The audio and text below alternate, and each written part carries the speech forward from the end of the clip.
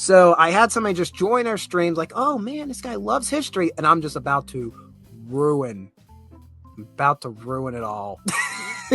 Welcome to Readout Productions, where one moment I can be talking about history, the next moment I'm talking about waifus.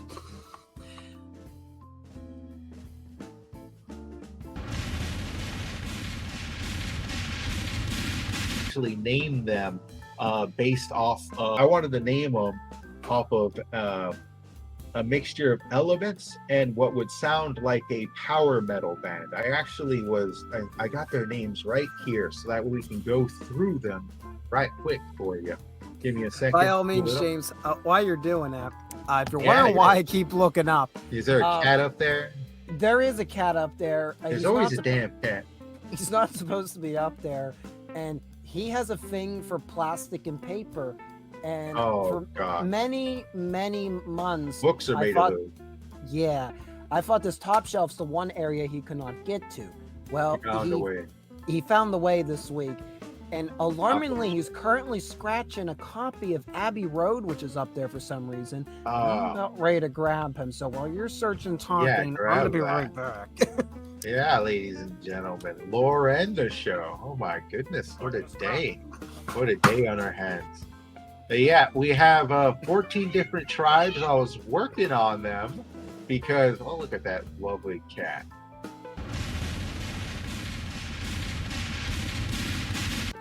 Well, you know where this is going. We made the whole category for it. The Serapis flag goes into S tier. And also, just behold it. Behold its beauty. Behold the beauty of the Serapis flag. It's just a beautiful flag. I hope they flew it after they created it. I hope it wasn't just a one and done deal. And I'd be proud of that flag if you ask me myself. I sense a segue. Stacking up, and they're like, "We're just gonna go hide it in a mountain in Springfield, Missouri." So that's what they did. They just kept shoving cheese into these caves. Of all the places, Springfield. It all makes sense now. It all makes sense now why in The Simpsons the Caucasians are yellow. It makes sense now. This is the lore, and I'm building it, that the reason Homer and all the Simpsons and all the people that are in Springfield is, yeah, they ate too much government cheese. Turn their skin yellow. It's a thing. Like a quarter of each sentence is off the page. What is this crap? Yeah, let's just let the machines, the computers, they'll handle everything. We don't need to hire people for quality control or anything. I should also note that it's about to bend in half. Oh, wow. This is a cheap printing of this. And again, if you didn't see, look, it's bad. It's bad. So I'm going to send this back. Hopefully, I can get a much more proper reprint. One where the spine doesn't break off. We're still in the preliminary plans of that because coming on these trips, costs money. Yep. Costs money. Costs also a lot of booze as well. Yeah. Now, staying and drink is important. For the record, Readout Productions, a humble collector, do not endorse drinking and driving. Don't do that. That's why that's a good PSA. Yeah, we're not endorsing. We're texting and driving. We saw that in an ad earlier, so don't do that either. No, don't do really, that. when you're driving, all you should be doing is driving. No. So, yeah.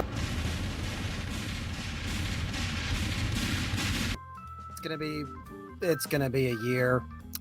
I'm not even gonna say it's gonna be a good year. I'm just gonna be the year.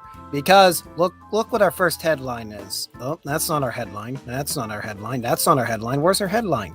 Why am I bigger to the screen? Look at that. Look at that nice headline right there. Here. I don't even have a portrait to work with. There is no known portrait of Colonel Stephen. Darn. So, to the best of my abilities, we're going to go through his life, his exploits, and some of the things that he doesn't want you to know about. U.S. Cellular has the amazing... off, YouTube! God, bless it. That pisses me off! That's a good place to cut, though! Yeah, it could But I be worse. wanted I've to seen it do too it. mid-sentence.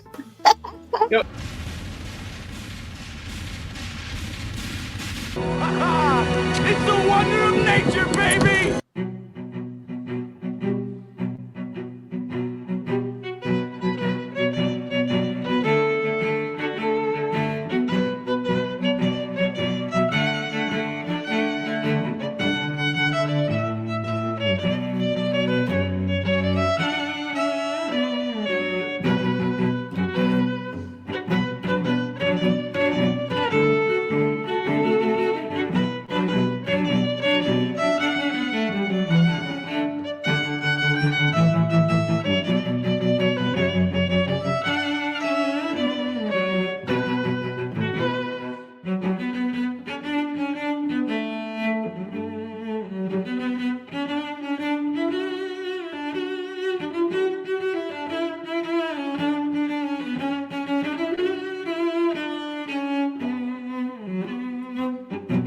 Good evening, everybody. It's Thursday night here on Readout Productions, which means we are live for another installment of Uncut History. How is everybody doing tonight? Please let me know in the chat. We are triple streaming on the YouTube, the Rumble, and the Hate Book, so I should be able to see most of those comments. So remember how last week I was all happy that Rumble seemed to work out its live stream link up with StreamYards? No, they didn't, because this week I couldn't link it. I couldn't get it fully linked together, so we're streaming, but I can't really interact with it. Get that fixed, Rumble, please. I want to use your platform. It's got to be so darn fidgety.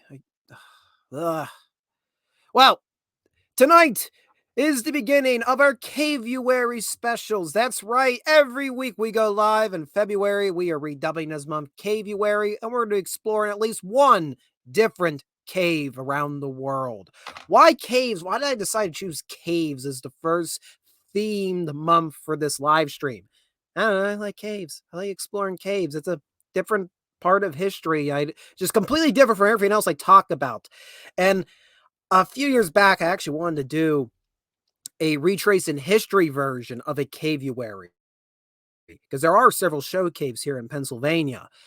I got to Laurel Caverns, which is the one nearest to me, and then I wasn't able to get to any other ones, and it just kind of all fell apart. So this is the best way I can salvage that concept, by virtually going to caves that I'll probably never have the chance to go see, but we can talk about them and admire the beauty in photography in the 2 dimensions. But before we do that, I just want to shout out something really quickly. I got a notification earlier this week that down in Florida, yes, Florida, if I can get Florida, you're not supposed to see that. We're going to talk about that later on. Down in Florida, I keep going to say that. Down in Florida, at the Fort Moses Historical Society, they are having their Flight for Freedom event. And if you don't know what Fort Moses is considered to be the first free Black community in what would become the United States of America. It was founded in the mid-17th century, and it was under the authority of the Spanish government in Florida. And the deal was that the Spanish government essentially was going to emancipate anybody who found their way to Spanish Florida, which made this Fort Moses community a early stop on what would later become in future centuries as the Underground Railroad. And a lot of these people that escaped to Fort Moses end up serving in, I guess, you call it a Spanish provincial force. You can see some reenactors in uniform. And there were several small fights that occurred at Fort Moses in the 18th century. I gotta be honest, I'm not too familiar with this portion of the United States history, but it's one I want to explore. Florida got a greatly overlooked portion of history, especially when you get into the fact that some of the longest conflicts the United States ever waged were in Florida with the Seminole Wars in the 19th century. So yeah, they're doing their Flight for Freedom event. It is running from February 1st to 3rd in St. Augustine, Florida. And we're just going to read a little bit here. Tours every 15 minutes from 9 to 11, and in the afternoons with drumming demonstrations. a little bit about the parking, and then the real history. This talks about more. Late 17th century, astounding news reached Africans who were enslaved on British plantations in the Carolinas and Georgia. Freedom seekers could complete a perilous 300-mile journey to St. Augustine, where they would be granted sanctuary by the Spanish government. The first freedom seekers arrived in 1686. This group included 8 men, 2 women, and a nursing child. It's unknown how many freedom seekers attempted the perilous journey. Yamasee Indians aided the travelers en route, thus forging the original Underground Railroad. Upon their arrival, the freedom seekers swore allegiance to the Spanish crown and adopted the Catholic faith. The men entered a required term of paid service in the militia. By 1738, approximately 100 freedom seekers were living in St. Augustine. In March of that year, Governor Manuel Joaquin de Montaño almost made it through that. Almost founded Fort Moses as a St. Augustine's northern strategic outpost. The Free Black Fort probably shouldn't be St. Moses, probably should just be Mose. Mose militia protected, or Mose, is it just Mose? Militia protected a colony from British invasion, and the skillful women of Mose performed vital tasks such as farming, cooking, sewing, and child care. So this weekend's all about the first people that arrived to Fort Moses. The event's running today, February 1st, tomorrow, February 2nd, and then this Saturday, February 3rd, 9 to 3. So if you're in the St. Augustine area, consider paying the Fort I want to say it's Mose because there's no S at the end, but I'm probably going to be wrong, guards. Check out this historic site near Fort Augustine. St. Augustine. Wow. Oh, this is going to be one. Oh. I just, all my hopes how this was going to be a good stream just went out the window. It will still be an entertaining one. Not for me, but for you guys, because you get to watch me. You get to watch me trip over every single word in the English dictionary. It's going to be wonderful for yins and your entertainment. All right. Anyways, our first major subject tonight is Mammoth Cave, because I figured if we're going to talk about show caves all month, where better to start than the world's largest cave system, which is situated in central Kentucky here in the United States of America. Oh, and before we continue, I should mention this is completely unrelated to what we're talking about, but if you're on YouTube, we got a little fun poll going. I am asking, what do you believe is the superior hat? Be it the campaign hat that I'm wearing from the 20th century? Is it the forge cap, which is hanging up there on the wall? God, I can't even point right up on the wall over there from the American Civil War. Or is it the tri-corner cap from the 18th century? You decide what is the supreme hat. I don't know if I'm going to have like an official stream hat. I like changing my hats every week just because I own a lot of hats. But decide in the comments below anyways. We'll check back at the poll before we finish tonight. All right, without any further delay, let us go. Oh, Willie, you want to go to Mammoth Cave? No, you just want to distract me and prevent me from doing the stream. That's fair.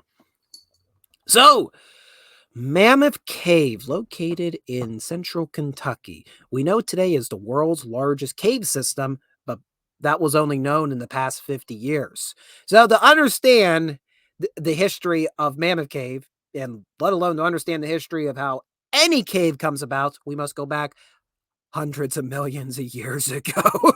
We're going way back further than we ever gone before on this channel to understand some basics about how caves form.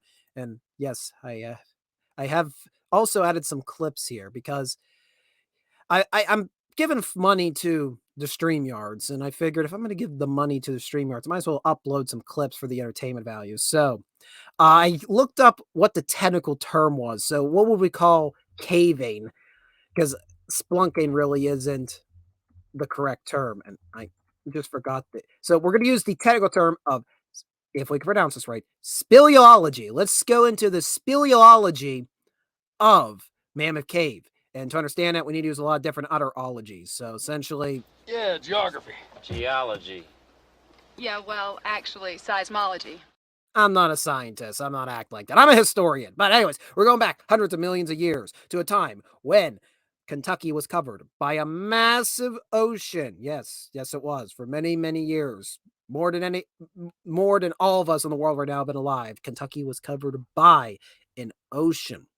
Now, why this is important to know the history of cave formation is, over years, all of these all of the ocean, sediments, creatures are going to gradually lay at the bottom of that ocean. And as all these creatures die and all the sediment passes over, it's going to start building up various different rock deposits, including a limestone deposit. And of course, over millions of years, that ocean will gradually disappear. And those layers of rock that once used to be the ocean floor are now several feet to several hundred feet underneath the surface of what we know today is the state of Kentucky. Now, you have all these different layers of rock formations, such as the limestone we just mentioned. You're going to also have some sandstone above it. You got all this different layers. And, well, one particular limestone layer, known as the Kentucky karst, is going to slowly start to dissolve as groundwater from the Green River. And for the record, it could be any river for that matter. But in the case of Mammoth Cave, it was the Green River.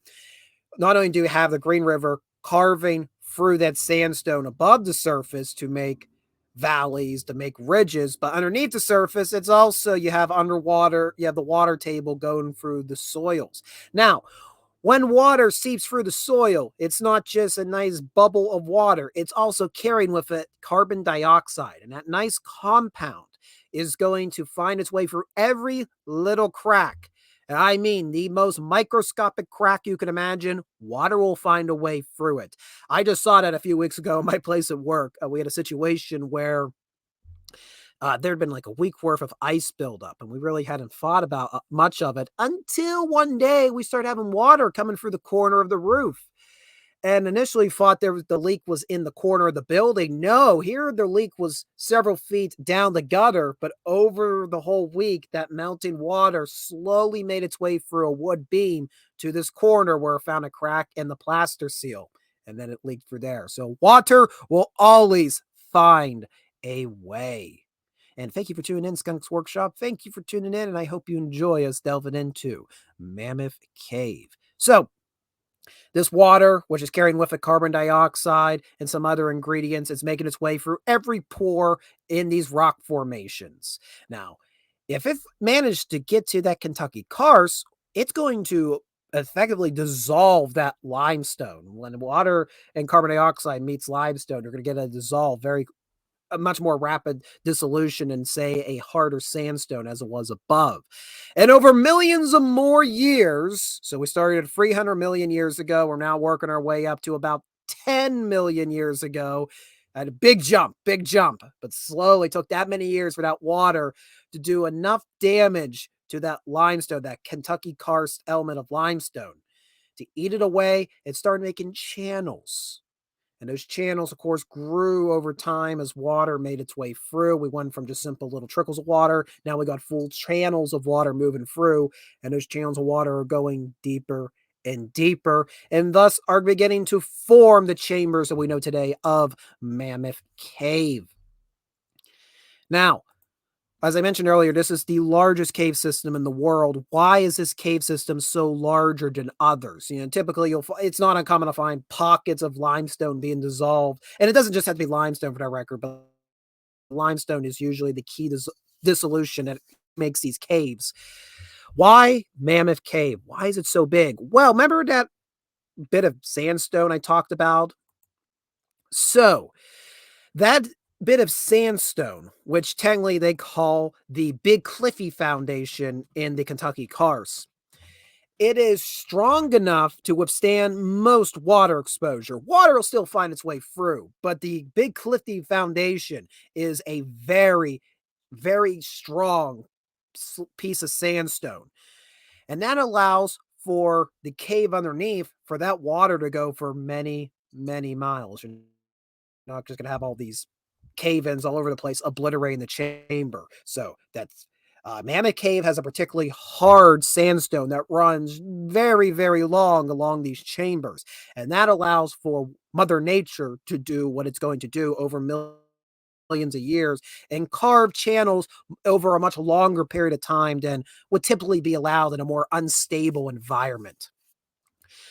Now, Mammoth Cave is again massive, and it has, as we are aware today, over 400 miles of passageways. For the record, There are still estimated to be several hundred more miles not yet discovered or discovered by written history. There are 5 known levels to the cave, which go as deep as we know at this time to 300 feet. There are 4 what we call fossil levels. These are levels that are now dry today that the water has made its way through. And then we have 1 modern level where there is still an active underwater river or multiple underwater channels and lakes and pools. It's a little weird to think, but when you get into caves, the newest portion of the cave is actually the lowest portion because water, of course, it's making its way downward. You know, I want to go into these streams one day, be able to be really articulate, but right now I'm not able to. I have the caveman of English language, and I am a Yinzer from Pittsburgh, so I only know basic English. Anyways, now of course, since you're gonna have all these different deposits of minerals as the water is making its way through, and it's interacting with all those older layers of rock that at one point, again, millions of years ago, used to be the bed of a massive ancient ocean. You're going to have many different minerals and compounds be produced as a result of this. The 3 that are worth noting that are produced inside Mammoth Cave, besides the fact there's a lot of dissolved limestone and a lot of sandstone, is you're going to have chert, you know that is flint, you're going to have gypsum, and you're going to have calcium nitrate. Now chert, otherwise known as flint, we like to use, well, humans used many years ago to make basic tools and weapons. And it's partly due to the deposit of chert, as well as gypsum, which can be used to make plasters even thousands of years ago. Plasters and inks were being made, and gypsum was a key ingredient to that. Chert and gypsum is going to attract the first humans to what we know today as Mammoth Cave. And I'm going to peek over here. And in fact, what's so interesting, why I can get interested in caves, is that they're time capsules. If people go down there, if the environment is dry enough, in a case like a Mammoth Cave, where it's so there's many dry chambers. Again, that big cliffy foundation does a phenomenal job of shielding the rest of the cave formations from water. You have all these artifacts from these people. We're talking 2,000 to 4,000 years ago going into Mammoth Cave. Off to the left, you're going to actually see bundles of sticks. Those were used those were used as an impromptu torch. And they have found, it's not uncommon that these exploration teams, even today in the 21st century, going through a new portion of the cave, come across one of these makeshift torches just sitting there, perfectly preserved from thousands of years ago. You also see on the right some engravings, some smoke engravings made by people that were in the cave. There have also been human remains found in the cave, which later, when we get down the pipeline, became an interesting attraction for people. So people went into that cave, got crushed, and died in there. And their remains, some of them were mummified due to the dry environment of Mammoth Cave. They have found bowls, pieces of ancient clothing, all sorts of stuff going several miles back into the cave. Now, for whatever reason, after about 200 up to 200 BCE, there was human exploration, at least we have evidence of it, but after 200 BCE, there seems to be a drop. There's a lack of artifacts being found after 200 BCE, and it's still a bit of a mystery why people stopped going down to the cave. It could have just been simply nobody really needed it anymore. Maybe there wasn't a lot of a population in the area at the time. And that is going to bring us to the modern history of Mammoth Cave. It seems that most of the indigenous population were aware of Mammoth Cave leading up to European colonization. And it seems that the first European settlers came across Mammoth Cave for a variety of different sinkholes. Most notably, there's a massive sinkhole that'll become what's known as the historic entrance, the main entrance if you go to the national park today. The first major written account about Mammoth Cave comes in the late 18th century when the property the historic entrance sat on was sold, and it denotes that there are 2 saltpeat caves. So they're not listed as a chert cave or a gypsum cave. They're listed as a saltpeat cave because, as I mentioned earlier, one of the other deposits created inside this cavern was calcium nitrate. Calcium nitrate is a fancy term for the waste of bats. And just over thousands of years, this calcium nitrate built up with bats living in there inside the cave. Now, calcium nitrate can be used to create a mixture known as saltpeat. And of course, saltpeat is a key ingredient in creating gunpowder. So in the early 19th century, to get possession of a saltpeat mine on your property was a big boon for a new country, for an American in the early 19th century, because the federal government is looking for ingredients to make gunpowder to be independent from European imports, especially when in 1812, the United States decided to go to war against Great Britain. What is this? 4 consecutive weeks of talking about the War of 1812 on the channel never fails. I'm telling you, the War of 1812 is a fascinating conflict because it always intersects all these subject matters we cover here on the channel. So yes, in the early 19th century, especially between 1812 and 1815, there was a saltpeter operation inside the mouth of Mammoth Cave. And off to the left is a diorama produced by the National Park Service showing the process. It essentially required mining for the calcium nitrate off of the walls of the cave. And then you would sift all the minerals through wooden vats, and that would separate the calcium nitrate, which would then be pumped by water out of the mouth of the cave up to the surface, where it would typically be mixed with wood ash, but sometimes it was also mixed with the blood from oxen, believe it or not. And that would produce a crude form of saltpeter, which would be sent off to the munition factories. Most likely, I just realized, most likely that stuff's going to Harper's Ferry or Springfield.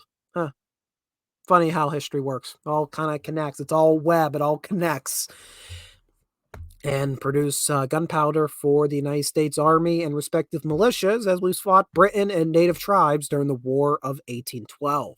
Now, in order to do this as cheaply as possible, the owner of the property employed slave labor. So African Americans were enslaved and were the primary mining force during this period in Mammoth Cave history.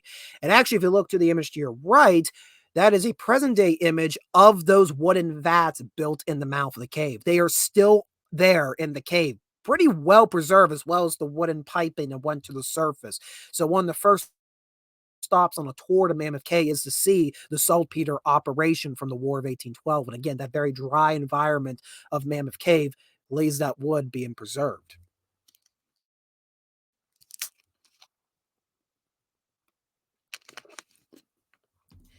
Voice is going early tonight on the stream. Now, War of 1812 ends in late 1814. There really was no longer a need for a saltpeter cave. And the property owners were like, well, what are we going to do now?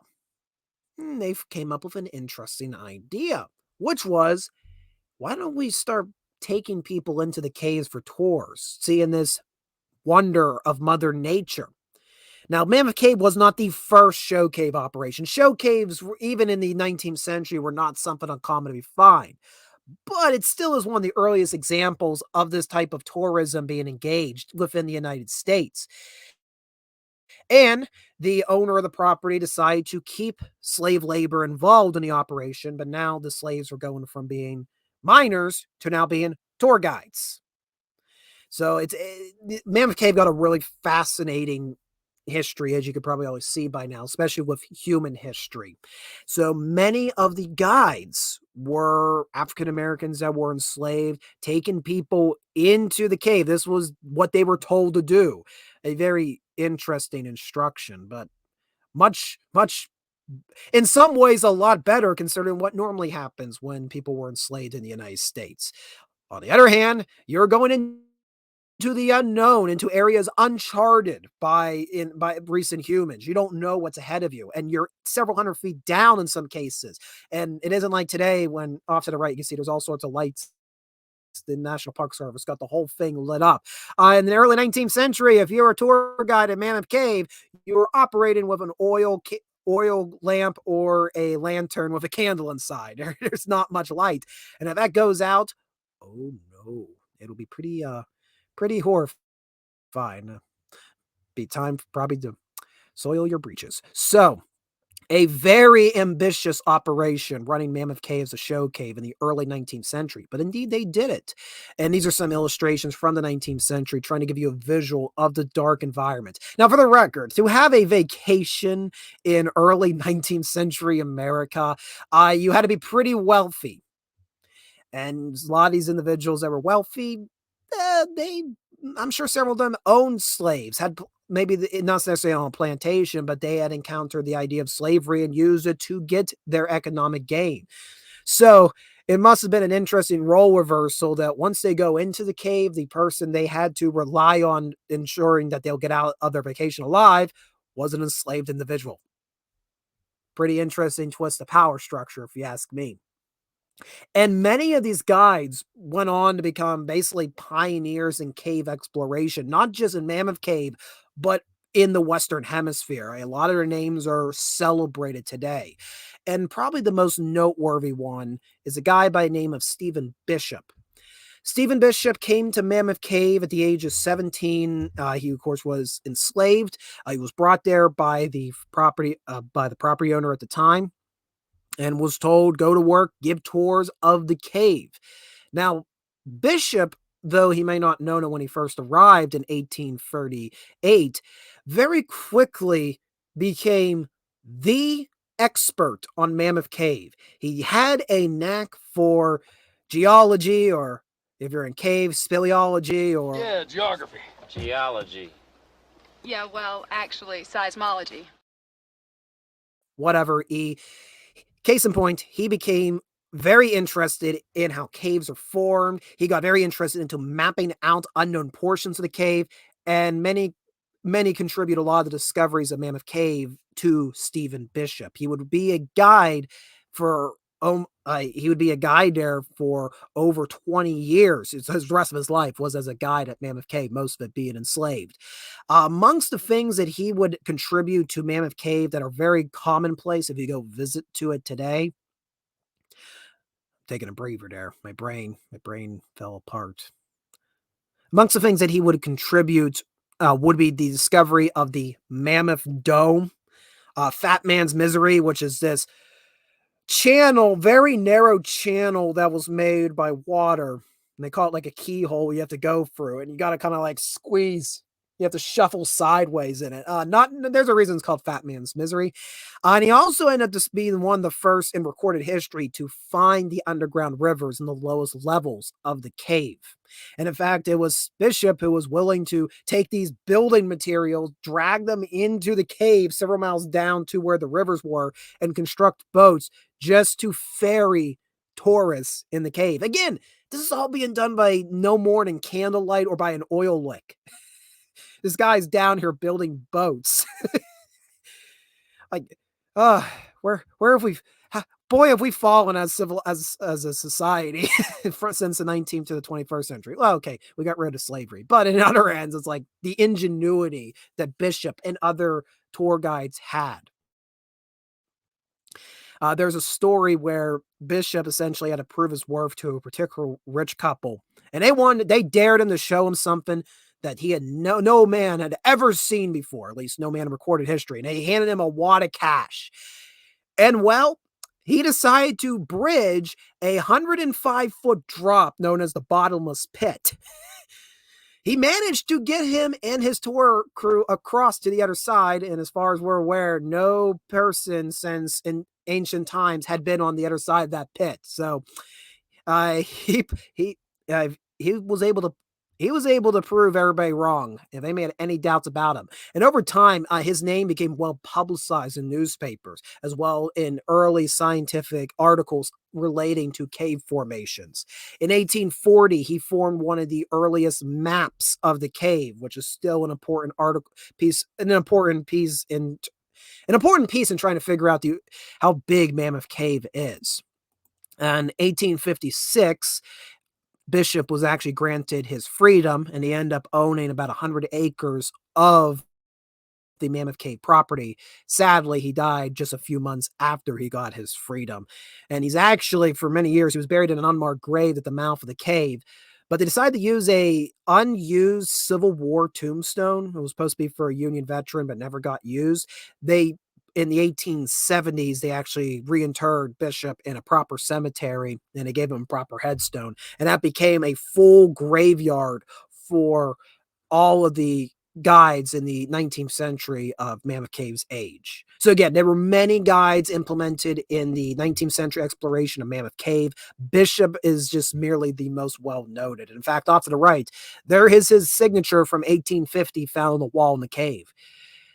All right. And Billy Bob has joined us. Quack! Got to get back to rereading Berserk. Yeah, I got to get there. I've had my nose to the grindstone the past 2 days getting the stream put together. And for those that are members of our garrison, once the stream is over, the notes. Who's riding their motorcycle in the start of February? Did you guys hear that? Oh, the cold don't bother me. Okay, biker Elsa. So, if you're part of the garrison, the notes to the stream will be available once we're done. So if you want to go in more detail and actually get the history more proper than my foggy brain can, consider joining the garrison, $2 a month.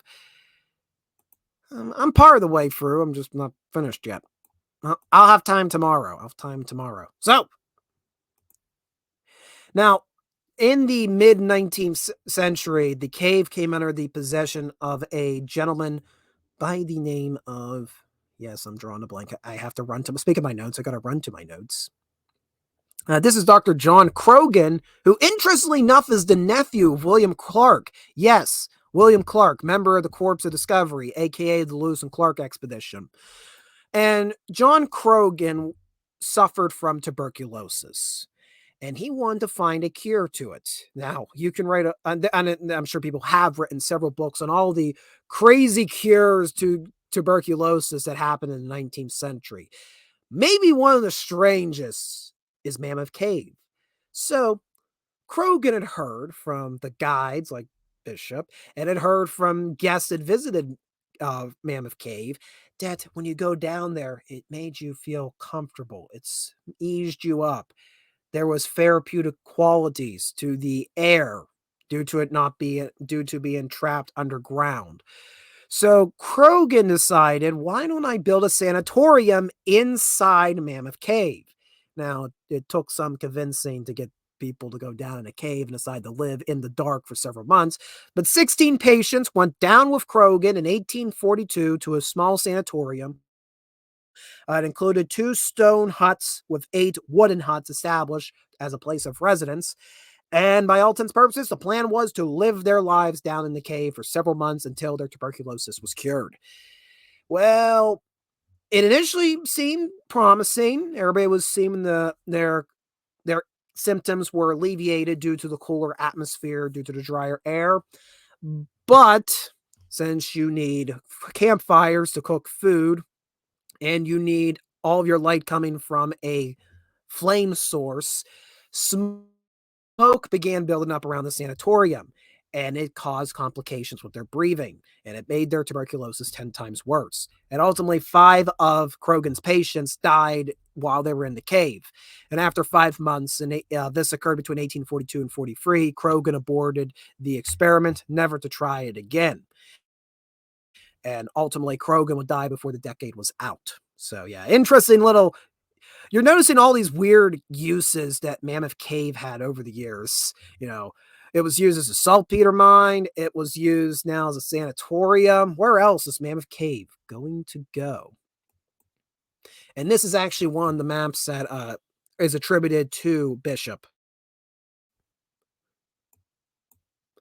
Now, through the 19th century, especially after the American Civil War, the tourism industry in around the Mammoth Cave area was getting more and more popular. Initially, it was exclusive just to the elite due to the need to have to take a carriage ride up onto Mammoth Cave Ridge and nearby Flint Ridge. It was very treacherous terrain to get up to.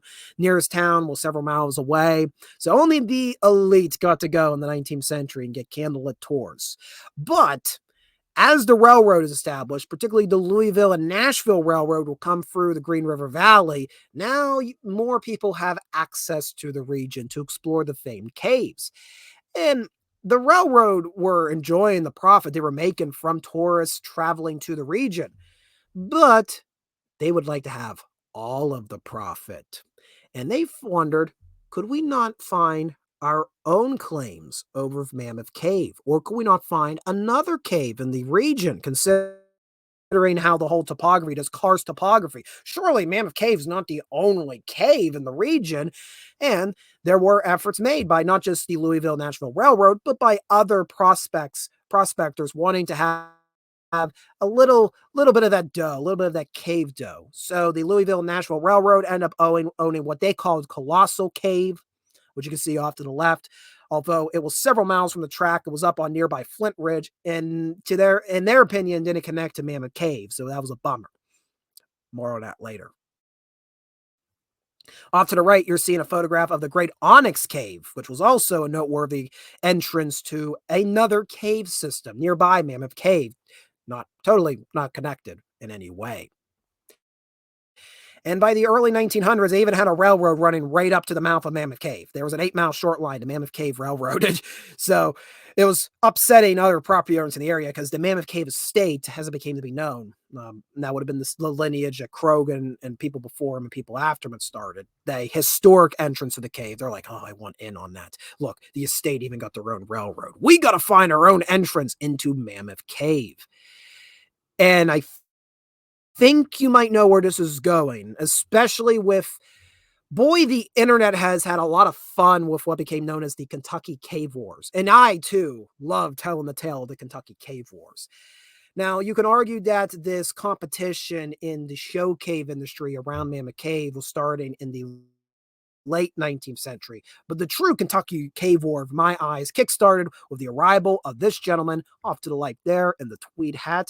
That gentleman there is George Morrison, who came to Kentucky as an oil speculator. I am an oil man, and I run a family business. This is my son, H.W. So Morrison comes to the region, doesn't find oil. Funny story about that, a whole region with giant caverns underneath. It ain't going to have a lot of oil. I don't know what you were thinking, Morrison. But he decides he can make a profit off of the show cave business. Now, the problem was, I want to find a way into Mammoth Cave without having to go through the Mammoth estate. And again, other people have been trying to find another entrance. Like, surely there's another way to get inside this cave system. It can't just be on the estate property. So most of them were like digging down into sinkholes, hoping it would go into a new cave. And it just seemed that they were going into smaller offshoot caves. Again, more on that later. But Morrison had a clever idea. Why don't I just walk into Mammoth Cave itself, buy a ticket, go inside, and I try to find a way to find a secondary entrance from the inside? Okay, he didn't just walk in and buy a ticket. Actually, he had a few acquaintances that worked as security guards on the Mammoth Cave estate around the historic entrance that slipped him a key to get into a secondary entrance on the property. And then he went nighttime splunking, trying to find a crevice that may have shot up to the surface. And if he can find where that emptied out to, then he could buy that property. And then he would technically have rights to tour inside Mammoth Cave. Well, the estate figured out what he was doing, threw him out. So he decided plan B. Let me find a piece of property with a sinkhole, get an agreement, and I'm going to dig my way into Mammoth Cave.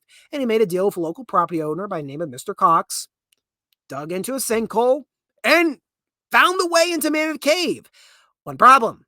The Cox entrance was also owned by the Louisville and Nashville Railroad. And the Louisville and Nashville Railroad were not about to have a rival in the show cave industry giving tours on their own property. So that got shut down real quickly due to trespassing.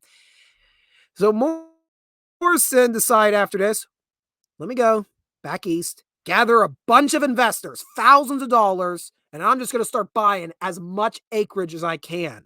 And I'm going to try to find as many sinkholes as I can. I'm going to try to blast as many holes in those sinkholes So just imagine 1920 Mammoth Cave area. You just hear in the distance, boom. What's that? That's L. Morrison. He's digging for them show caves. Boom.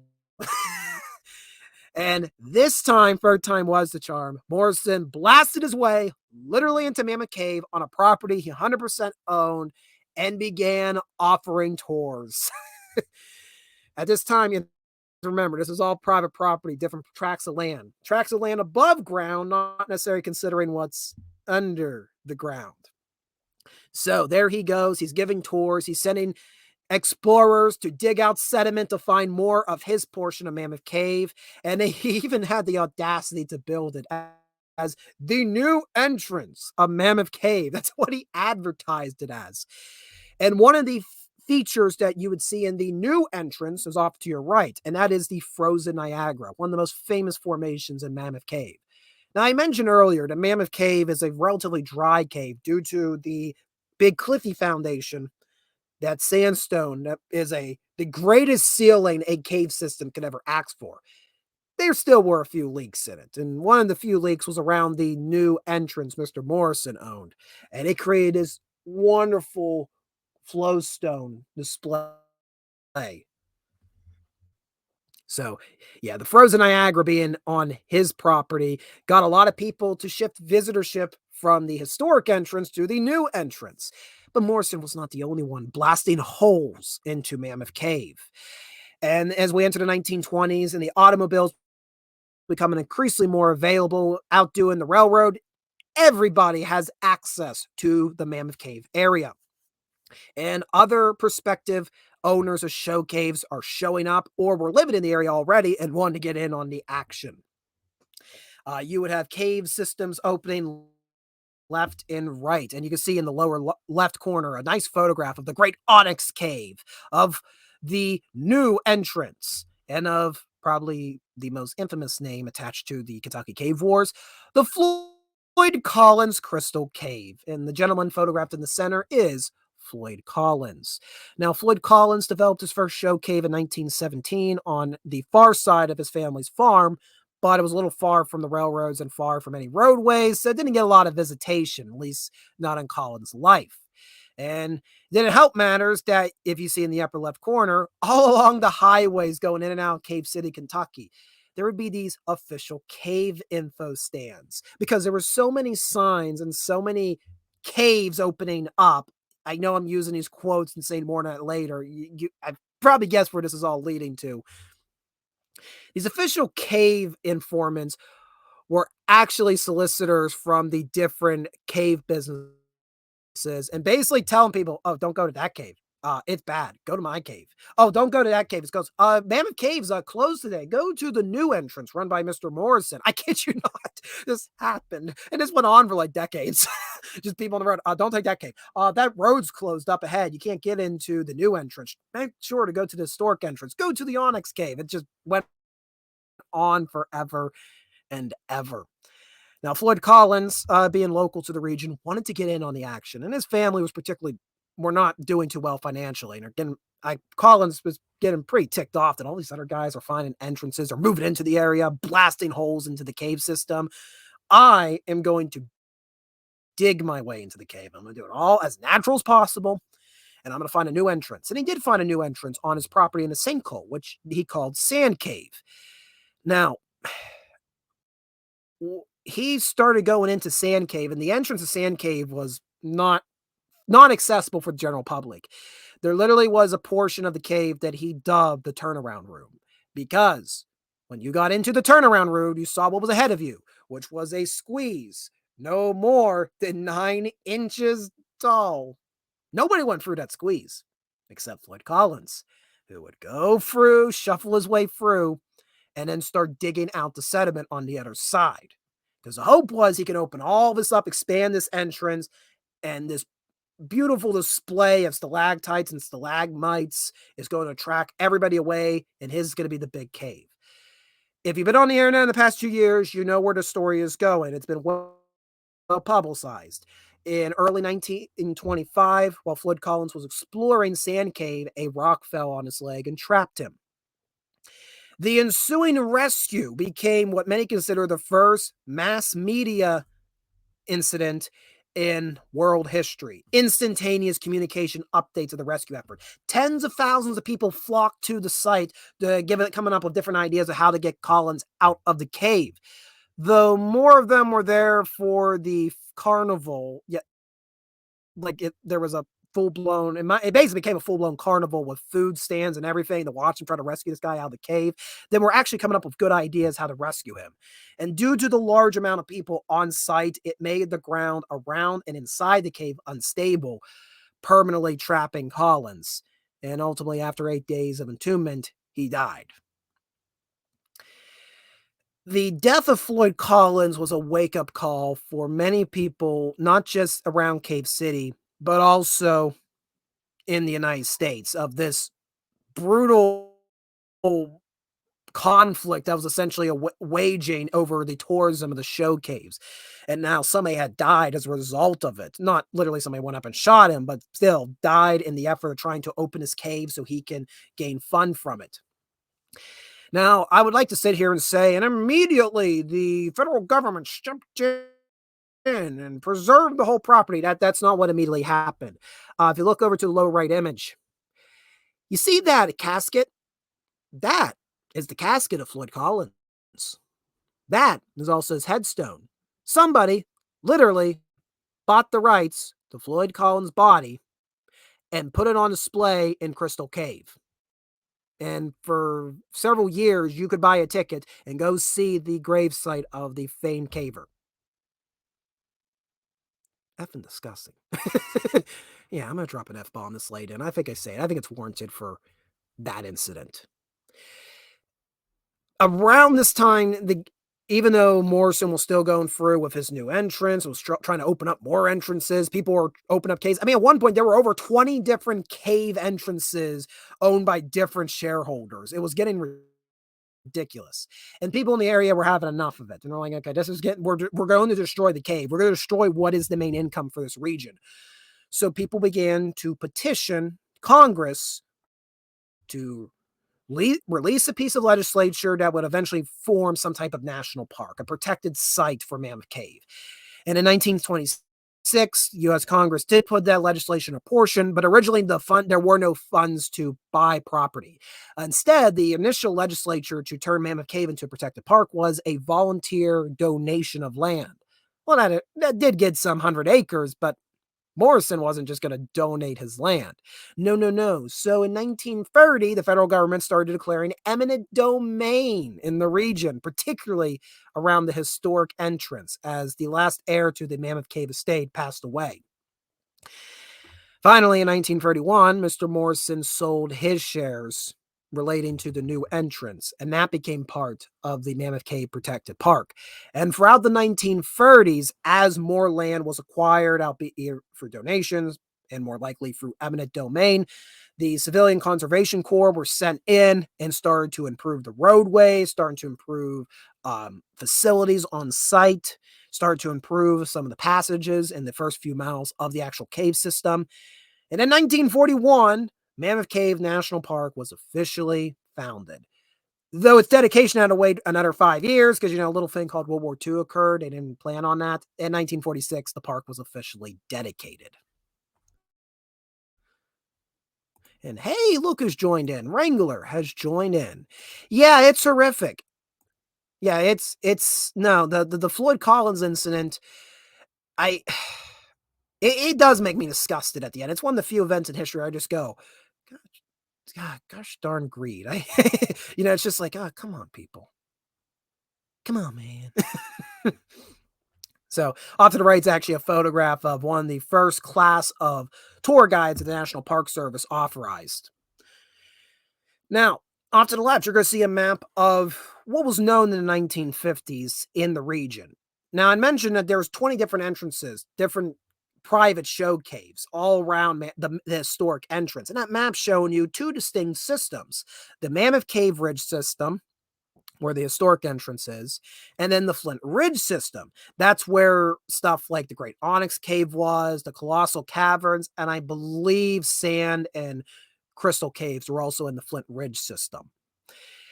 And from many years throughout the 20th century, people started pondering as they were finding new and new passages going farther and farther into the heart of Kentucky. They wondered, Flint Ridge and Mammoth the same system, and we just haven't found a connection yet? So beginning in the 1950s, cave explorers were sent in via the Flint Ridge to see, hey, is this Great Onyx Cave connected to these other caves? And yes, they found that all these different entrances in the Flint Ridge system were in fact all one cave system. And throughout the 1960s, the Flint Ridge system was seen as the largest cave system, and I believe at least the United States, if not the world, in the 1960s at least. But still people are like, okay, we got Flint Ridge. We have over 70 miles of passageways have been mapped in Flint Ridge. The Mammoth Cave only got about 50 miles. Is there a connection? Well, it would not be until 1972 that answer would be that we'd receive an answer.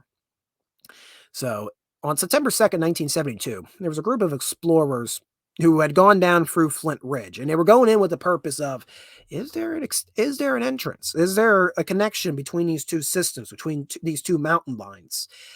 And I mean, they were down over several hours down there, and they're at the point now. They're in the belly of the beast in Flint Ridge, where they're going through keyholes. They're having to crawl through spaces that only Floyd Collins would have been crazy enough to go through. And actually, at one point, there was one particular passage, they just call it the tight spot, that nobody in recorded history had been able to get through. And the lady in the lower right, and unfortunately, her name escapes me at this time, due to her, I guess you want to say her smaller stature compared to lesser explorers, she was able to find a way to squeeze her body through it, and then was able to open up for other people to get through. And they went a little farther forward, and they started finding initials on the walls. These weren't just any initials. These were initials that were linked to tour guides in the early 19th century, which means the only way somebody got into that cave to make that initial was through the Mammoth entrance, not through Flint Ridge. So they went back to the surface after many hours, and they decided to extend their stay. They were supposed to leave September 2nd. So on September 9th, they went back through a 12-hour journey through the length of Flint Ridge, go through the tight spot again, past those initials, and they came to an area that was known as the Lost River. In particular, if I could pull up the particular name. Yeah, I had to pull my notes out.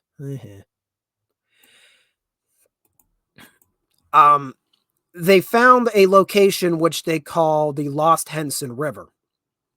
Now, the Lost Henson River was usually unnavigable, but there was a drought. I think it was a drought, or the water table simply gone pretty low this time of year, very unusually this time of year. And they could actually walk through Henson's Lost River. And they were getting nervous. They're thinking, well, this is just going to keep getting smaller and smaller and smaller, and we'll hit the end. And then we've spent 12 hours doing nothing over time. Then all of a sudden, that tight area of the river opened wide. And on the image to your left, they entered a relatively large chamber and noticed metal railings, which signified a walking trail. They had officially discovered a connection between Flint Ridge and Mammoth Cave. And then, since it was like 1 a.m, they quite comedically walked through the cave, which it was completely closed. Got to have been really eerie. You just realize you made this big achievement in science, and there's nobody in that cave. You're just kind of walking through, shuffling through. Oh, hit the elevator. They went up the elevator. I wonder what the park rangers thought when, the people that are watching just, hey, the elevator just turned on. Oh, what's coming up? That's it. The crab people, they're here. Get ready. And then, these 6 very dirty explorers show up, and they're like, we have just proven that this is the largest cave system in the world. So yeah, and also another little detailed note. The image of the explorers taken that night, notice where it's taken. It's taken on the porch of Floyd Collins' home, which is a nice little nod. So in 1972, scientists confirmed that the Mammoth Cave system and the Flint Ridge system were actually one large cave. So that's why I kept doing the quotations this whole time. And they found a different entrance to a different cave. No, it's all the same cave. It's one big cave. And this had basically blown out the previous estimates out of the water. And ever since then, I think in this time they had about like 100 and some miles mapped around 1972. Well, rapid exploration has been occurring ever since as new technology has become available. And we're up to about 400 documented miles of the Mammoth Flint Ridge cave system. Now, we're just going to talk a little bit about some of the sights and sounds you can see in Mammoth Cave. Now, this one's actually a man-made one. It's one of my favorite ones I've seen on video tours. This is known as the Kentucky Monument, and this is in a part of what they call Gothic Avenue. Notice the roof. Those are hundreds of signatures from visitors in the 19th and early 20th century, including men like Mr. Bishop has a signature up there. Now, these early explorers, when they would go in there, tour guides to entertain them would offer them the chance to leave a monument to where they came from. And they would build these obelisks out of stones found on the ground in the chambers. And this is one for the state of Kentucky. Now, they build them for California, they build them for Pennsylvania, they build them for Nevada.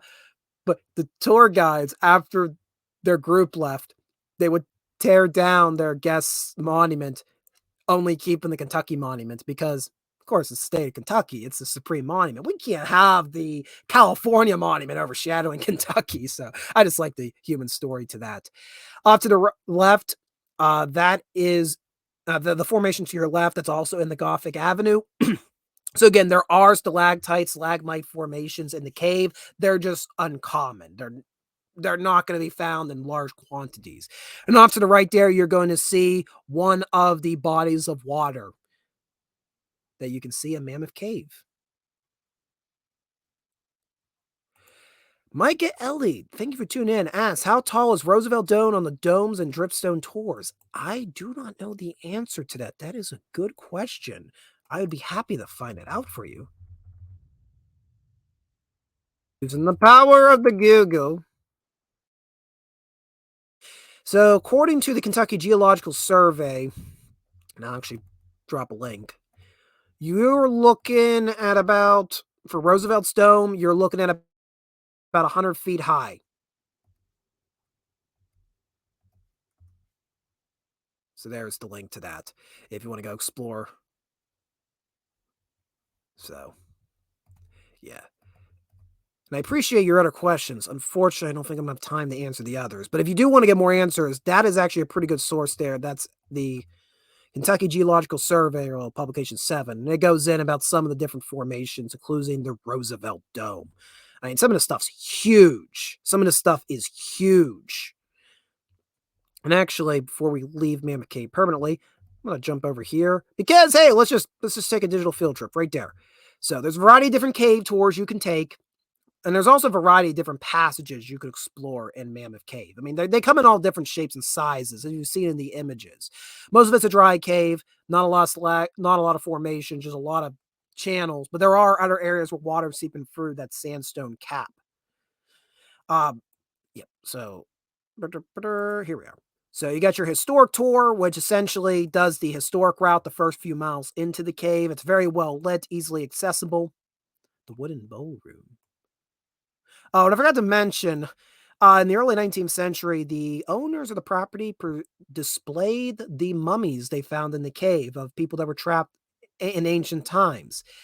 Yeah, that happened. Times were different back then. Then, yeah, the extended historic tour. And there's the River Styx tour, where you can see the underground water systems. The Mammoth Cave Passage, the Gothic Avenue tour, which I just talked about, a Discovery tour, Wandering Woods. Then this is the big one. This one actually was shut down for several years due to the pandemic, just came back. Domes and Dripstones tour. This classic tour visits areas of Mammoth Cave that have been used for nearly 100 years. This tour begins at a sinkhole, passes through huge domes, amazing breakdown, and ends in a dripstone section known as Frozen Niagara. Please note that this tour ascends and ascends hundreds of stairs and several steep inclines, which can be difficult for many visitors, as there are no alternatives. Focusing on the natural formations, this tour is ideal for people interested in science and wanting to see stalactites and stalagmites. This tour requires a short bus trip from the visitor center to the cave entrance. And there you go. So yeah, this one's a little more treacherous, and this is where you'll see stuff like Roosevelt's Dome on the tours, and this is the King Solomon's Temple. Just these massive, going up hundreds of feet. All created for millions of years just by erosion. Mother Nature. We often, in our household, especially with my grandfather, we often joke that we're not necessarily the most religious family, but we do say respect Mother Nature. Yeah, there's somebody to respect. Respect Mother Nature. Because you will not defeat Mother Nature. Because Mother Nature has the patience to spend eons carving out these passages. Imagine what Mother Nature can do in a flash, in a fit of rage. And there's the cave exit. I like how it's just on one image. So yeah. So that's Mammoth Cave, the largest cave system in the world, which is located in Kentucky, and you can explore it. And I have always wanted to go to Mammoth Cave. I'm hoping one day we can do some retracing history down there. I think it would be very exciting. As you probably saw in the past hour, you can see why I'm very interested into caves. Even though I'm not really much of a scientist, and I'm not much into geography or geology or whatever you want to... Yeah, geography. Geology. Yeah, well, actually, seismology. I'm going to need that clip all week. But it's a lot of the human history that goes into caves, that goes into the pizzazz of a show cave, because there's a lot of human ingenuity. There's a lot of ingenuity that goes into it. There's a lot of, creativity. Humans are naming this stuff. Why are you naming it? Well, it looks like this. Looks like the frozen Niagara Falls. So there's a lot of that with human interest involved with it. And then Mammoth Cave just got that whole fascinating history of the guides. And then we got the Cave War, which speaks for itself. The Cave War has been highly publicized lately by people on the internet. It's been one of the internet's favorite subject matters to delve into about what happens with unrestricted tourism. It turns into a full-scale conflict. So yeah, I am hoping one day to get to Mammoth Cave, and then we can go more in detail exploring, be able to be cool to go see Floyd Collins' home and stuff like that. So yeah, that is Mammoth Cave. So I'm going to take a very brief I'm going to take a brief breather because I am stuttering right now. I need to get a drink of water. Let me know what you think about Mammoth Cave. If you want to leave it in the comments. And then we'll be back for part 2.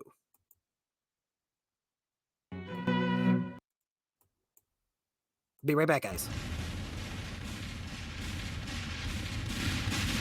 So I had somebody just join our streams like, oh man, this guy loves history. And I'm just about to ruin it all. Welcome to Readout Productions, where one moment I can be talking about history, the next moment I'm talking about waifus.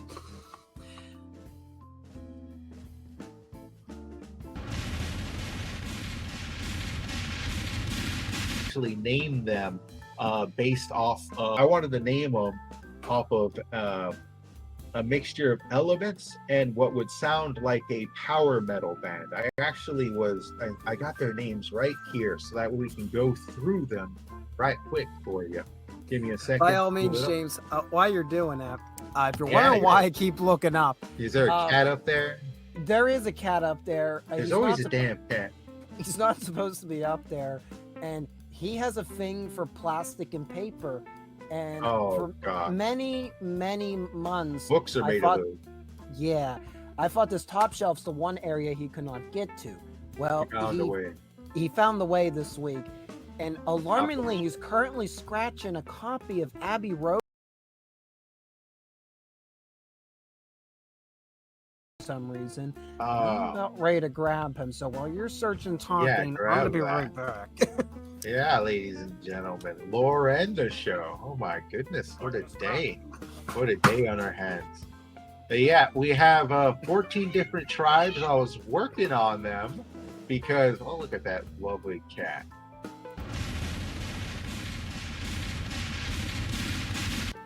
Well, we're back. Sorry about that, guys. I had to do a delay. I had to do a quick change up because there's actually 2 slides tonight, so I had to take one out, put one in. I feel like I'm running a movie theater right now, taking them out, put them in. And Micah Ellie, thank you for tuning in. Thank you for the information. We appreciate, because I can tell you're really, really interested into the Mammoth Cave system. But we are going to be shifting away from Mammoth Cave. We're going to be shifting over to the Gettysburg Cyclorama, believe it or not. So I would probably advise to put the brakes on the Mammoth Cave comments because we have a lot more to get into. So, this is Caveuary, and I'm probably going to do a preservation shout out of just a bunch of show caves because no disrespect to our show caves, they don't all necessarily have the depth that Mammoth Cave literally and metaphorically has. This particular one just has a lot of history to it. So that's why I dedicate an episode all to itself. But we're also going to tune in to talk about the Gettysburg Cyclorama. Why? What does this have to do with caves? This has nothing to do with caves. I just want to talk about the Gettysburg Cyclorama because I got to see it again this weekend, and I was reminded how awesome it is and how it may just be the best media interpretation of the Battle of Gettysburg. So, without any further ado, welcome to the Gettysburg Cyclorama. Oh, well, that's not the Cyclorama, Spencer. Where's the Cyclorama? Well, you see, we're going back to the immediate aftermath of the Battle of Gettysburg. So, of course, there were hundreds of thousands of soldiers that participated in that battle in the first 3 days of July of 1863, which some consider the turning point of the American Civil War. But for everybody else in the United States or in the rebel states, they heard about the stuff. They'd heard what happened to their loved ones, but they don't really know what those final moments looked like for their loved ones. All the more they know are maps that are made, like by the John Buckhalter map that's off to the left, or off to the right, photographs that were taken by men like Alexander Gardner and Matthew Brady in the days after the battle. And though those photographs are arguably the best documentary source in trying to restore the battlefield today to what it looked like, they're a little empty. Let's just say that. And that's the way I'm saying it because they were taken after the battle, after much of the bodies have been buried, though most of the photographs do feature bodies that had yet to be buried, but they were taken after 2/3 of the graves were already erected. So, and there's also the interesting aspect of certain sites that we now talk about today that veterans hyped up in the years after, they're not documented immediately after the battle, like the angle and the copse of trees where Pickett's charge reached its crescendo. There's the earliest photography was not taken until 2 decades after that battle. And there's other key locations like that, which to this day, historians still question the matter. Why is there an absence of photo documentation of the literal high watermark? So this is where you get into the field of historical paintings. Yes, Lily, I know you're also excited for historical paintings. No, we're not. No, no, my cat. No, now you're digging. Ow, now you're grabbing my fingers. Well, you're the one that got stuck.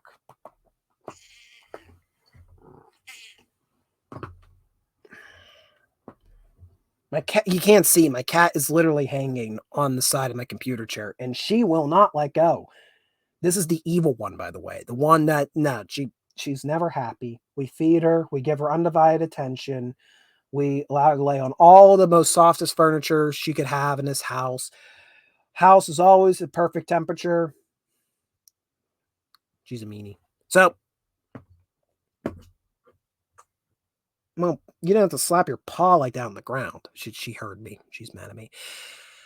So, this enters the field of historical paintings because in the days before you could photograph battles in real time, the only way you can do or get an idea to sum up what the events was through historical paintings. And a lot of these historical paintings, you'll notice a lot of people criticize them being inaccurate, which they are. A lot of the events they portray, they're not what really happened. But they still are important because it was the best way of explaining to a general audience what happened to these key events. They're allegorical, so they'll combine many different individuals that played a role in this overall event, just having them all in the same location, which is entirely correct. And people wanted to see something done similar for the Battle of Gettysburg. Enter the cyclorama, or as they actually called it in the 19th century, a panorama, because that's what it is. It's a panoramic vista. The painting is 360 degrees around you. So instead of a historical painting being just on the wall, it was the whole way around you. And the idea was it would immerse the viewer in a single moment in time. Often these would document great battles in history or religious epics. And the trick to it was, it's not just a simple cylinder. No, actually the painting is hung with weights on the bottom. So it's freely suspended. It's not mounted to the wall.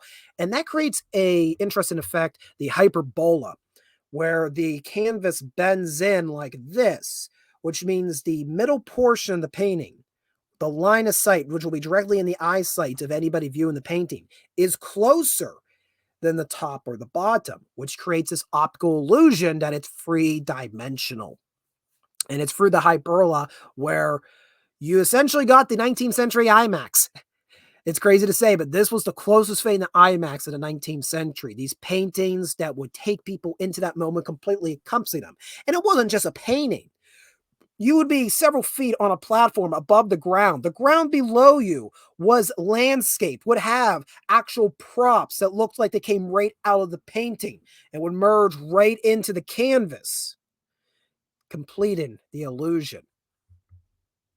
And of course, people in Chicago, I don't know why Chicago, but Chicago in 1879 wanted a cyclorama of the Battle of Gettysburg. Perhaps veterans.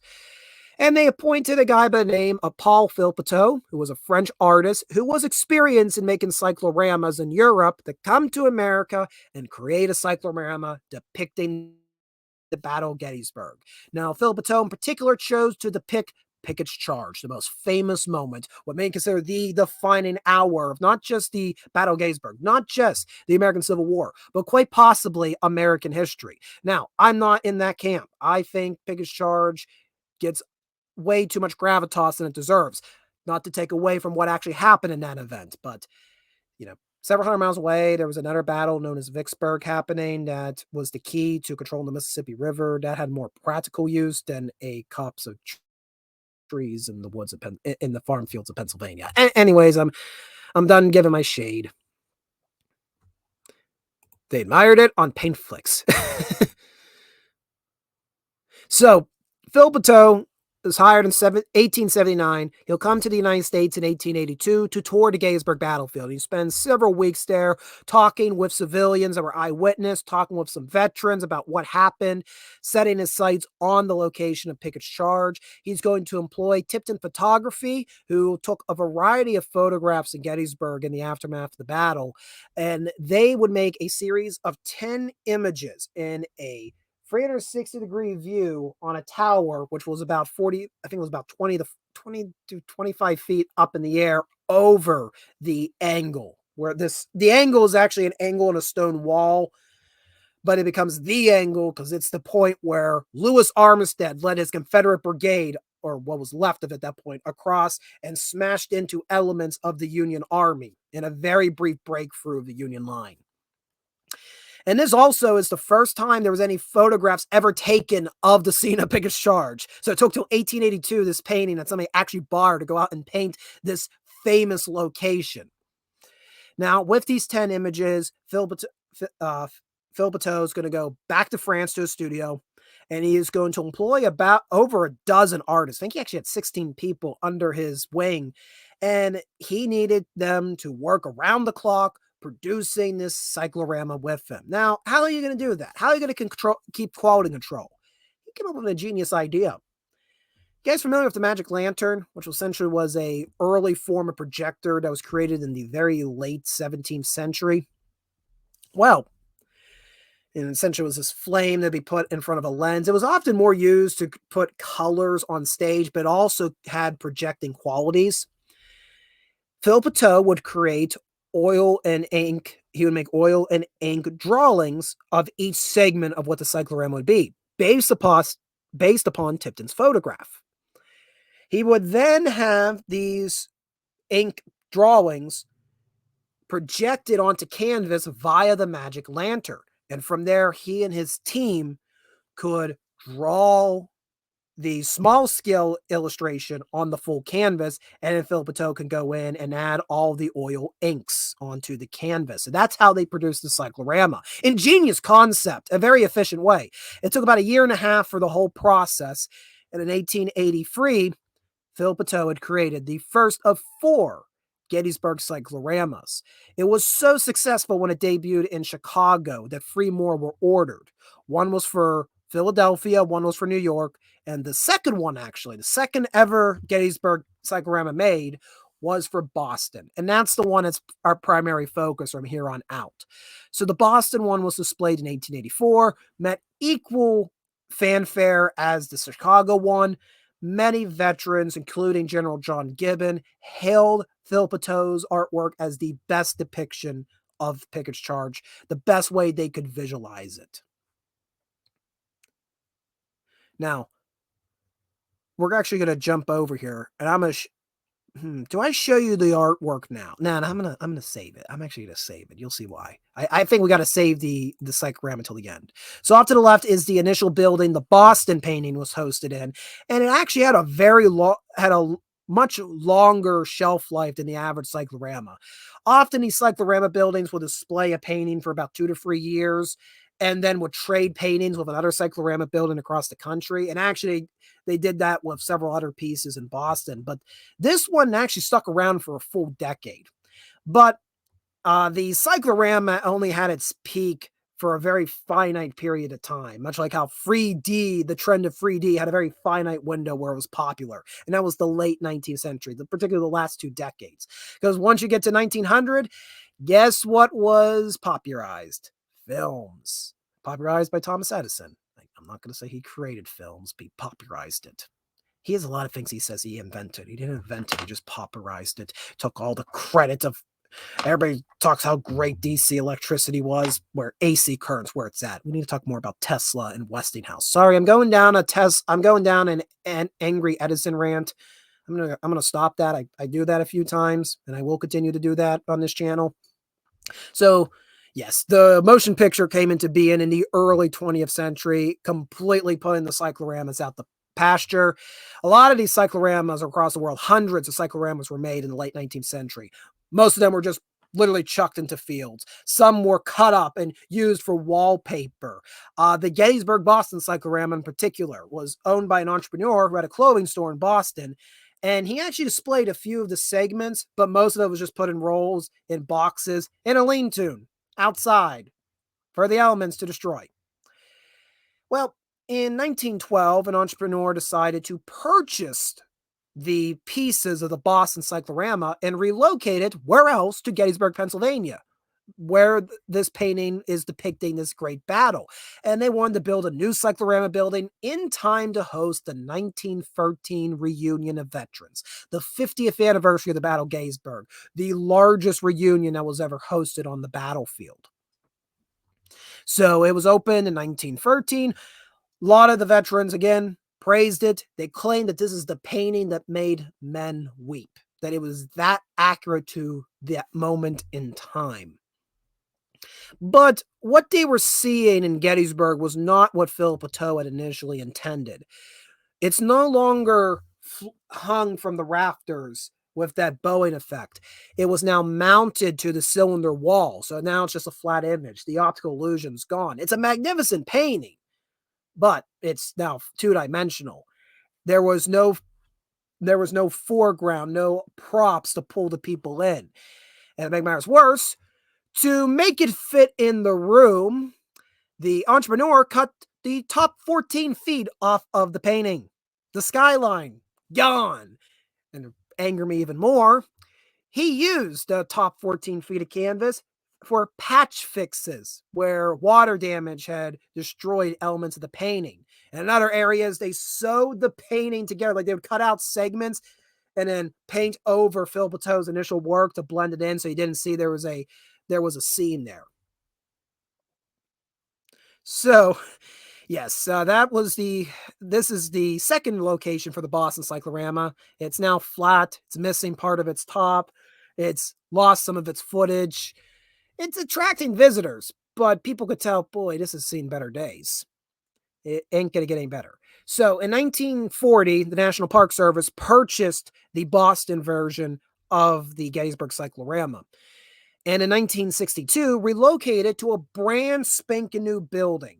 And this was part of what is called the Mission 66 campaign, where throughout the 1950s and 60s, these modern visitor centers were put up across national parks. They had the modern art look.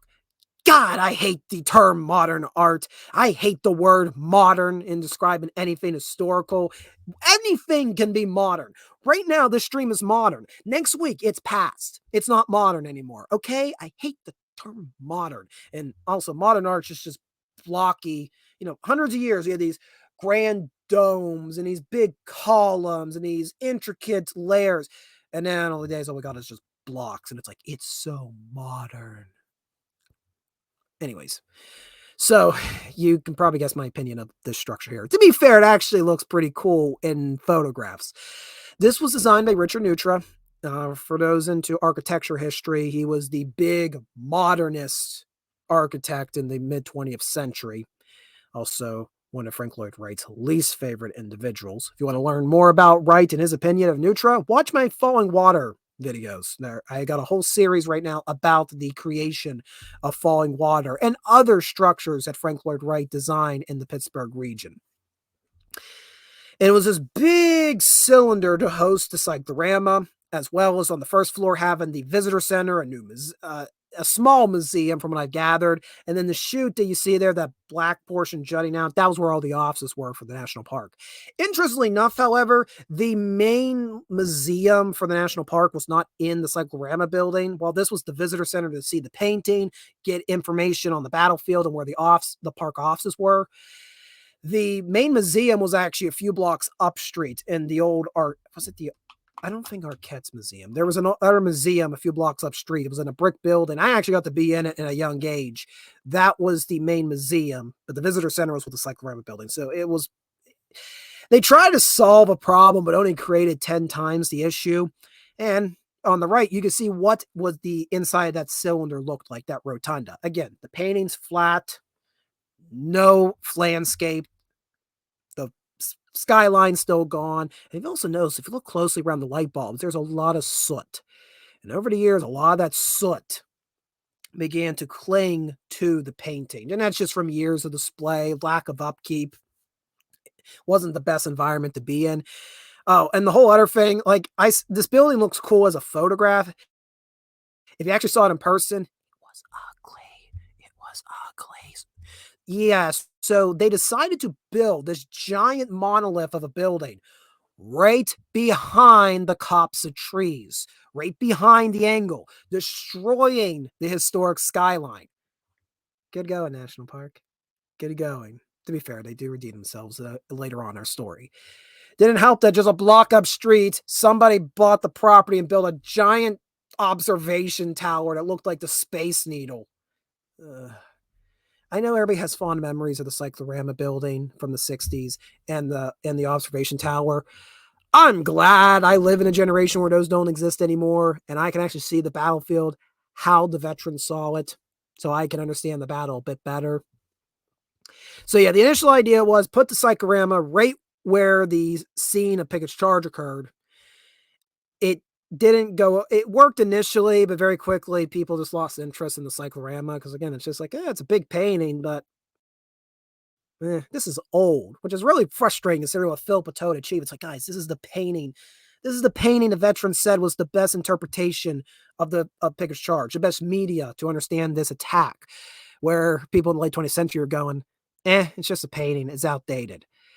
And the National Park Service knew the painting was in a bad state of repair. It was missing.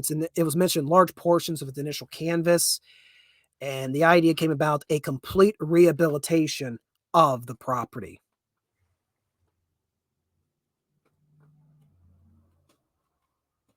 Why are you back there?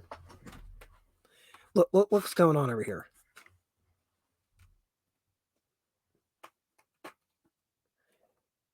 Now, it's not the evil one because she's over here. Anybody want to take a bet? Fred or Ash? Fred's the one you've seen me grab from shelves before. What are you doing? Yeah, come on. No, we're done. No, we can see you back there. Come on. Come on. Yep, the whole world can see you. We will grab you. Yeah, he don't like being held. Well, if you want attention, the whole world can see you. Yeah, he don't like being held. He's a very adorable cat. We will put you down now.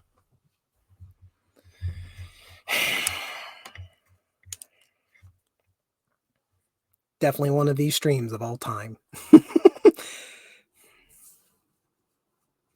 Oh, here comes Ash. Yeah, well, you missed the fun. Where was I at? Oh, National Park Service. Restoration of the cyclorama. So, in the early 21st century, a movement was made by the National Park Service to restore the painting as Paul Philpotteau initially intended it to see. Now, the price tag to that restoration, $13 million. This is one project where I will support taxpayer dollars being used on that much of a scale. So what they ended up doing was they brought in a team of art conservationists, both from the United States and from Poland. Why Poland? Well, in Poland, there are still quite a number of cycloramas still surviving. Not so much here in the United States. In fact, as far as I'm aware, there are, 2 cycloramas of the Civil War surviving. This one, and there's one for the Battle of Atlanta. So they brought in these Polish conservatives to teach the American conservatives how to restore this painting. And it required dismantling the painting in the old cyclorama building, getting on your knees on pads that would cover the historic painting, going with a scalpel and fine scraping the gunk that was on the oil, flipping it over and scraping off this wax adhesive that had been put on in the early 20th century to mount the painting. And that wax adhesive they'd put on was essentially slowly eating the whole canvas alive. So they started this in 2003, this project. I went on for several years, just this team meticulously scraping all of the excess gunk off, scraping off the repair paint, because there were areas in the painting where, as I mentioned, they would cut, like, let's say hypothetically, I had a image of 2 people carrying a stretcher, but there's some water damage to it.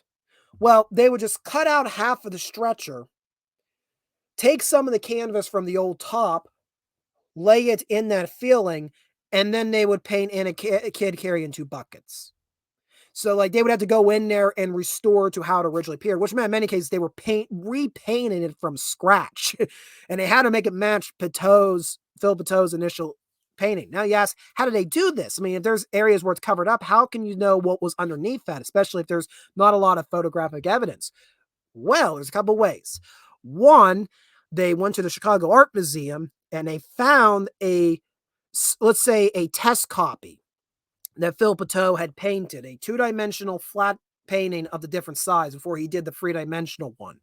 So this early test painting was used to see what the skyline would have looked like so they can restore that top 14 feet. And also they used infrared cameras to take photographs of the existing canvas, and they can see all of the original line marks. Remember how that magic lantern was used to project the original ink drawings Philpotteau had made, put on the large canvas, and then his team they traced over the ink blots. They can see that in the infrared photographs, and that allowed them to see what should be in areas, what should be on the canvas, what should and shouldn't be. It took several years. I remember now me as a kid, when you're older, time flies past. But as a kid, when I first went to Gettysburg, the Cyclorama building was already closed. That was around 2005. And they were getting in the process to build a new visitor center away from the battlefield, out of the historic line of sight, so it wouldn't disturb the battlefield.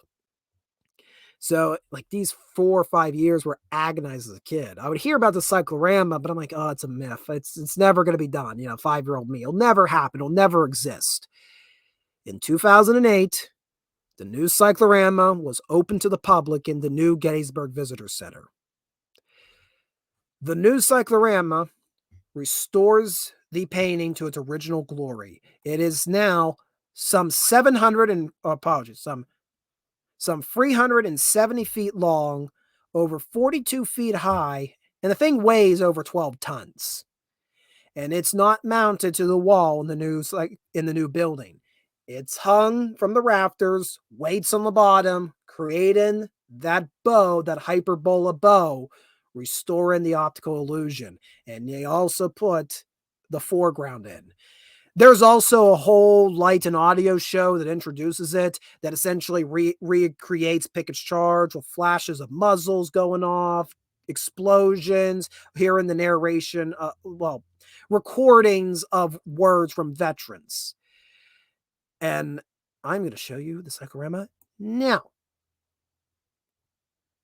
Now, I'm going to drop the link here shortly. There is a website that's just called Battle of Gettysburg Cyclorama, which allows you to virtually explore it. So this is how it appears today in the Gettysburg Visitor Center in 2024. This is also how Paul Philpotteau intended it to be seen in 1883. So we're going to start from the north. You are looking right now toward the group of trees. That's Ziegler's Grove. Beyond that would be the town of Gettysburg. If we move to the east, in the background, that's Culp's Hill, which saw the longest fighting of the battle. Fighting started there on the evening July 1st, ran the whole way through July 3rd. Well, technically, the big guns didn't start shooting until July 2nd up there, but they were digging in July 1st. In the foreground is the Leicester House, which would be the headquarters of General Meade of the Union Army. We're looking at the backside of Seminary Ridge. Oh, by the way, right here where we're looking at, that's roughly where the Visitor Center now is. Then we move farther to the south. You're now looking at the southern end of the Union line, Little and Big Round Top, where heavy fighting occurred on July 2nd, 1863. And if you look this direction, you can roughly make out there on the horizon the peach orchard, made infamous by my favorite man, Dan the Man Sickles. And then here we are looking west. In the background, you'll see the tree line for Seminary Ridge, where the Confederate Army was on July 2nd and 3rd. In the foreground, you will see the angle to your right, the stone wall and the angle. And of course, you're also seeing the breakthrough at the angle. If you get up close, oh, that's not what I want to do. Oh, I don't think, I can't zoom right now. I can't zoom. Oh, wait, no, hide. There we are. Okay, I can zoom. You'll see some all of this, guys, hand painted, all of it. And Philpotteau did this several times.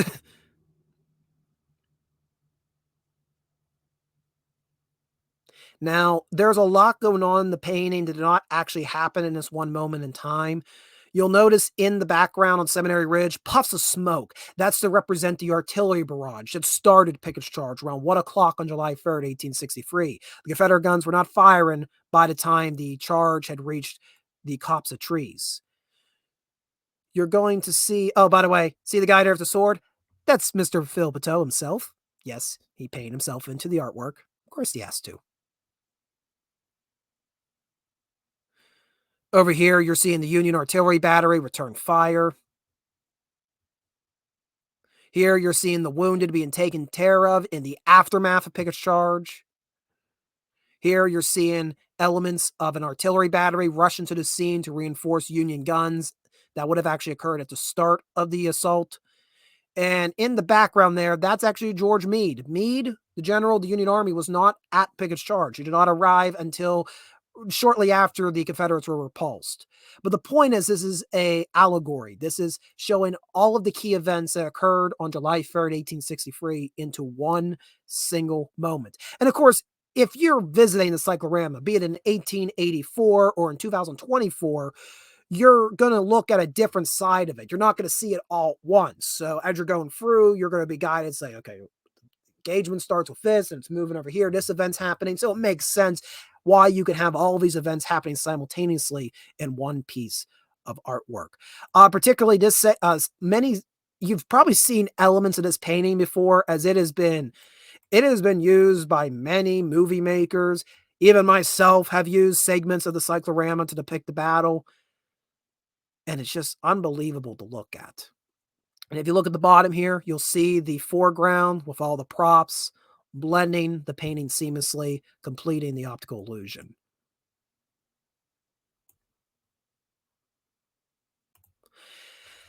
when you see this painting in person, because of course, looking at it on the live stream, which we're probably digitally breaking up every 5 minutes, it doesn't do it justice what this feel. It is a feeling to be in front of this painting.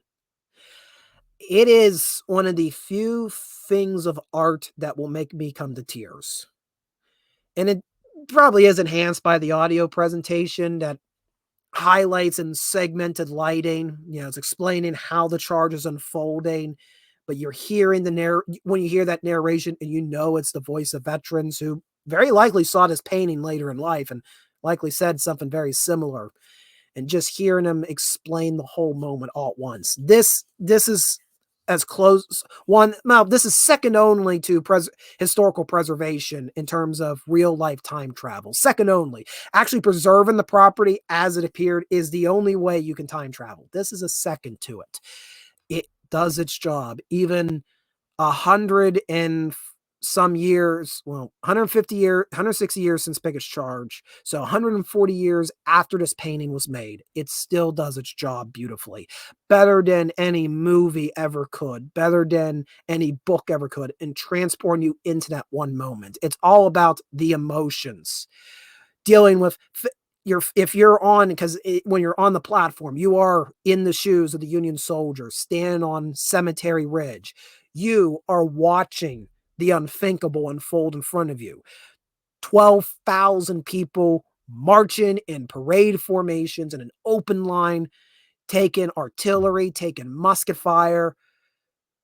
Where does that endurance come from? How is somebody able to work up the courage to advance into the mouth of lead and fire being thrown at you? And how do you have the courage to stand in the face of people willing to go through hell and back? This painting, the Paul Philip Plateau's Cyclorama of Gettysburg, it is in my opinion, the greatest adaptation of the Battle of Gettysburg in any form of media. If you ever have the chance to go to Gettysburg, Pennsylvania, please go see the Cyclorama. It's on display in the Visitor Center. The Visitor Center is typically open 7 days a week, as well as the Cyclorama. Of course, certain situations may change that. There are some bootleg videos of the presentation you can find on YouTube. I'd recommend checking them out. Not that I condone recording of the painting, but, if you want to get an idea of the presentation. And the link, if you want to go do the virtual reality of the Cyclorama, is in the description below. Well, what'd you guys think of the Cyclorama? I think it's pretty darn cool. What do you guys think of Mammoth Cave? I also think it's pretty darn cool. Now, before we leave tonight, we do have to shout out a piece of fictitious culture, because I've always said that right now in the are we telling mid 21st century yet? Maybe the 30s is when we'll get to that. In the 21st century, in this portion of the 21st century, I personally feel that we don't have a lot of we have cultural decay right now. So many remakes, so many prequels, so many reinterpretations. Can somebody make something new and inventive, please? Well, this week I have such a product. Let's jump on over right here and let's take a look at A Bad Case of Dead. A Victorian fairy tale romance about necromancers, dragons, mermaids, vampires, zombies, and adventure on the high seas. Edward has caught a bad case of dead. While hurrying to his clerking job, Edward is attacked by a strange creature. Feeling ill, Edward consults the apothecary, who informs him that he has been infected with zubism. That don't sound good. And is now among the dead. There is still hope, however. Sent on his way with a potent elixir that will stave off the effects, Edward must seek out the aid of a necromancer in the narrow world, a hidden realm of forgotten magic beyond the sea. But the next ship leaves in 1 hour. Edward is unable to say farewell to his beloved Becca before setting off on the adventure of a lifetime. For her sake, he will find a cure for dead, or die trying if he were not dead already. Even if he reaches the narrow world, there is no guarantee he'll be able to find a necromancer to convince him to cure his zubism. Edward must rely on his wits and determination to triumph over the challenges of the narrow world, including fickle merfolk, deadly sea monsters, religious zealots, and a plucky guide who is as ready to put him out of his misery as help him. A Bad Case of Dead is an enchanting fairy tale adventure filled with action, magic, strange creatures, dead perils, and romance. And it got a lovely cover. And this is written by Jim Breidfolk. Ah, it looks better. Jim Breidfolk. It looks a little weird there in the font down there. Jim Breidfolk. And it is currently on Kickstarter. They are trying to raise funds this time. $3 will get you the ebook. $20 will get you the paperback. And the $35, the hardcover, the ultimate way to own a book. Receive a linen-wrapped hardcover copy of A Bad Case of Dead. There will also be add-ons such as The Paths of Cormanor, Mongoose and Merkeek, and Mongoose and Merkeek Volume 1. So yeah, it's going to be a nice little historical adventure going into a fantasy setting. I expect something along the vibes of Jules Verne adventure stories. I will drop the link for that if you are interested. There you are. Well, that is going to conclude today's edition of Uncut History. I hope you had a good time. I hope you're enjoying Caveuary, because we'll be back next week with another cave to go exploring into. Oh, and before we go, I gotta go check. What were the results of the hat poll? Let me go over and check them out. Give me a moment.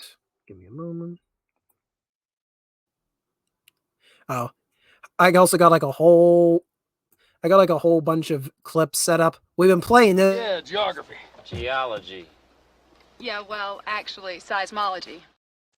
I also got a few other ones. I don't know when I need to use some of these. Like I got this one from Google. $10, a lot of money. And then this one I have because every time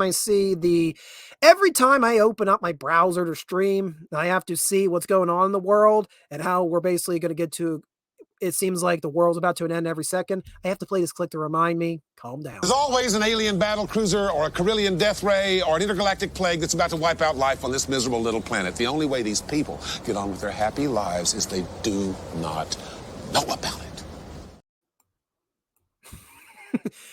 Me and my father have been quoting that sequence so much lately. So we finished the poll, and guess what? It appears. Wow. Forge Cap won. Really? I am surprised. You guys French. You know the idea of the kepi, which eventually became the Forge Cap, that came from the French military. You French people. Yeah. So yeah, the Forge Cap won 62%, followed by the camp. Oh, so some people did like the campaign hat. Oh, good.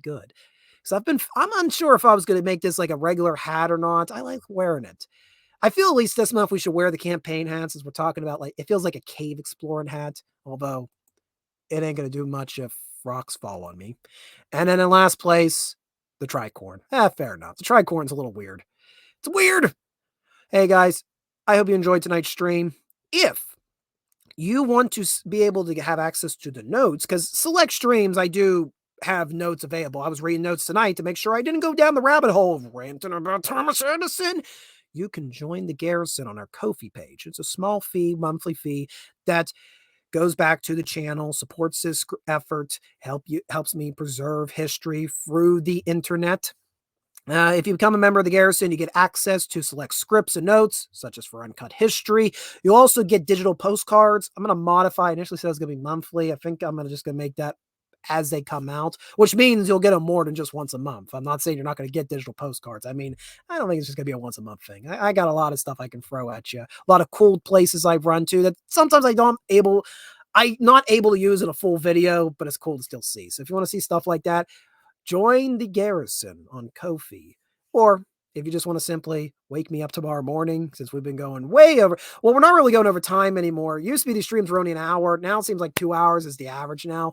I'm going to need a cup of coffee before I go to work tomorrow. So if you want to buy me a cup of coffee, you could do that as well. If you enjoyed the stream, hit the like button wherever you're watching, on YouTube, Rumble, or the Hate Book. And we will see you next Thursday for another installment of Caveuary. And let me play the music.